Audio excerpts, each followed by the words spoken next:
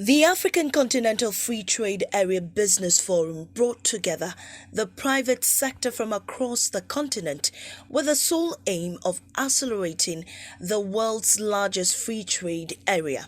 With a potential market of over 1.3 billion, creation of awareness of the current trade and investment opportunities in the area amongst Africa's business community was top on the agenda, and connecting businesses to funding opportunities for after value chains. Secretary General of the Free Trade Area, Mwamkele Mene, is confident that the business community is poised to give further boost to the trade framework. What's clear is that the private sector in Africa is looking at this very, very carefully. There is still some skepticism, which is normal, that there will be some skeptics about whether or not it is going to happen at the scale at which we want it to happen. But the outcomes of this trade dialogue are very encouraging.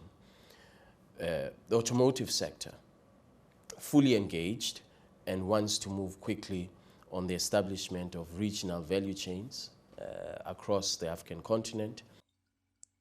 Through strategic partners such as the AfCFTA, the Free Trade Area Secretariat hopes to eliminate barriers affecting intra-African trade.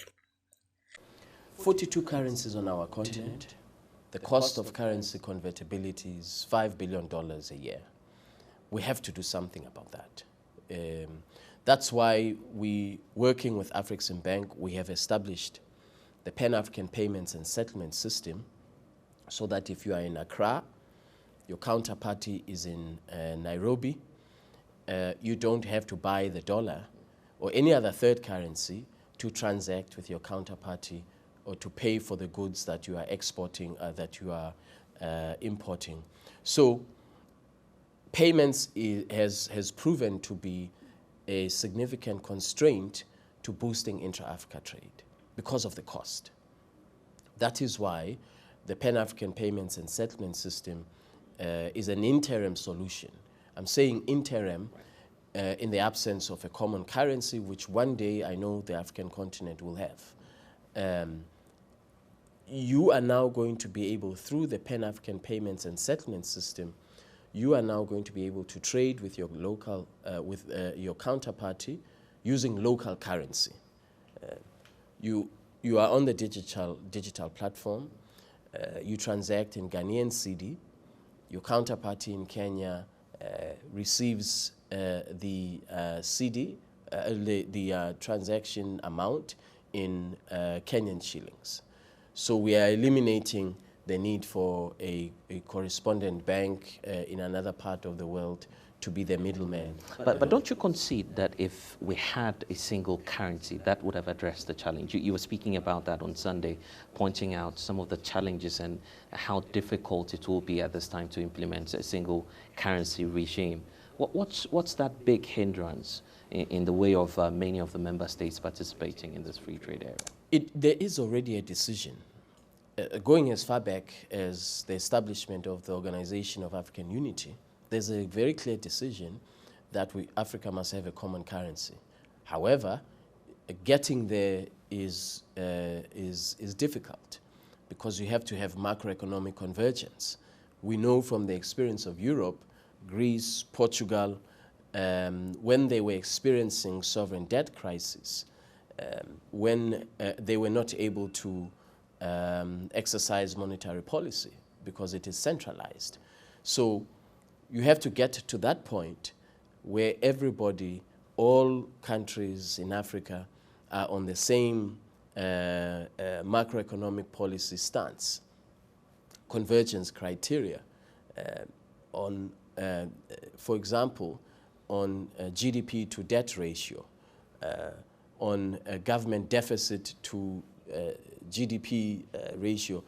Those things have to be completely aligned.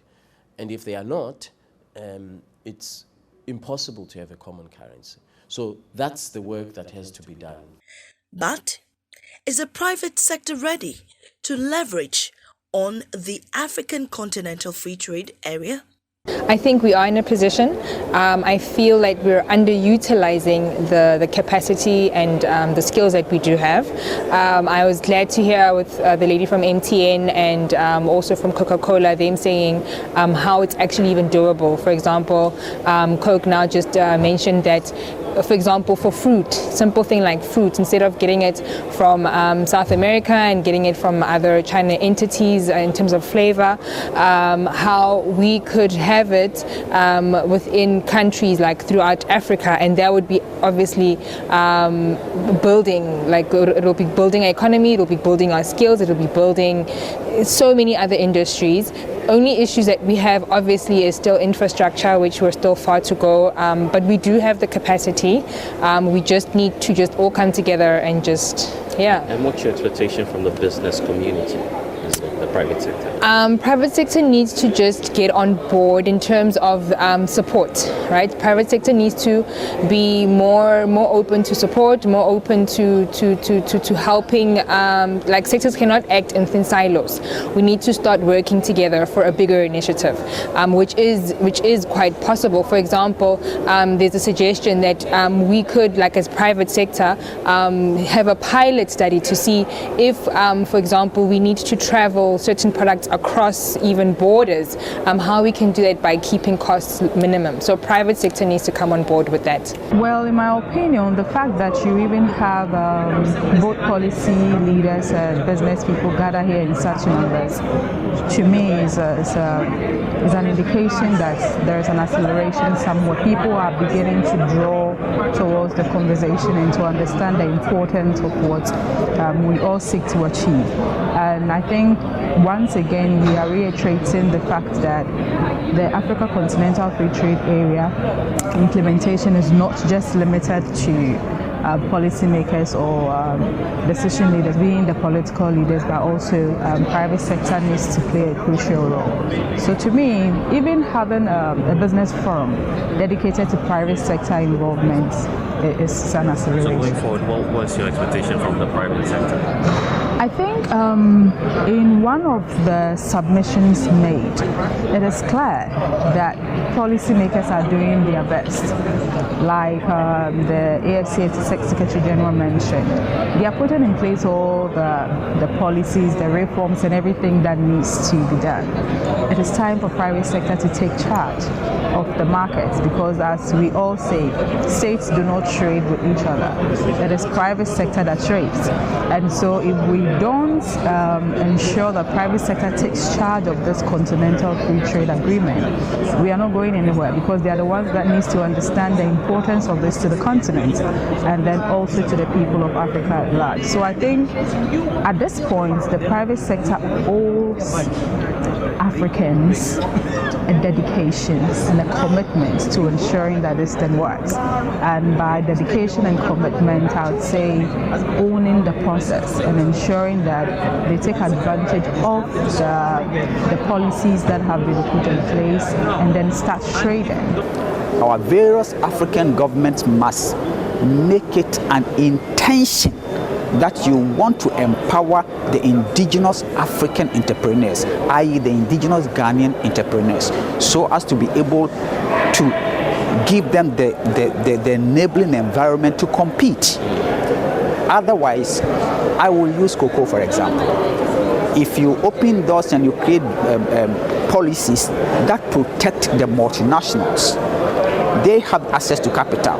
They come and buy your cocoa beans cheap, set up the processing in Ghana, export it to themselves, go and create high-value products and bring it back to sell to you.